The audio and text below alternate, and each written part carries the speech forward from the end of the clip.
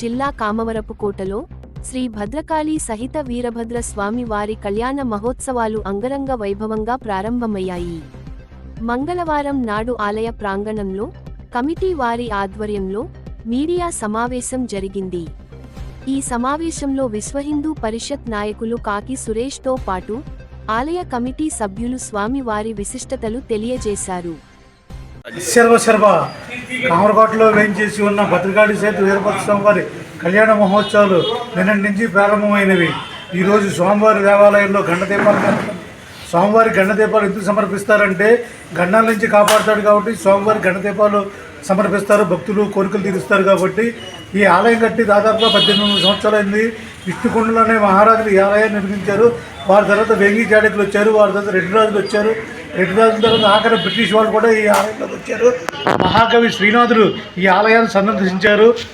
ఆంధ్రభోజులు శ్రీకృష్ణదేవరాయల వారు కూడా సింహాచలం వెళ్తూ ఈ ఆలయాన్ని సందర్శించి ఈ ఆలయంలో విజయస్తూపాన్ని స్థాపించారు. వారు ఈ ఆలయం పడమర దిశగా ఉన్న ఆలయం జగత్ ప్రసిద్ధి కాంచింది. స్వామివారి భక్తులు కోరికలు తీరుస్తారు. ఇక్కడ వైశిష్టం ఏమిటంటే శంకుచక్ర నామాలు కూడా స్వామివారి విగ్రహం మీద ఉంటాయి. అవున శివకేశవులు ఇద్దరు ఒకటే అనేటువంటి సంకేతం అందరికీ భక్తులకు వెళ్లే విధంగా స్వామివారి విగ్రహం ఉంటుంది. కాబట్టి ఆ స్వామివారిని చూసి మన జన్మను తరించుకోవాల్సిందిగా కోరి ప్రార్థిస్తున్నాం. ఓం నమః శివాయ. ఈ తిరునాళ్ళ మొత్తం అడుగుపూడి ఎస్ఐ గారు చెప్పిన విధంగా సీసీ కెమెరా పరిరక్షణలో జరుగుతుందని మనవి చేస్తున్నాం.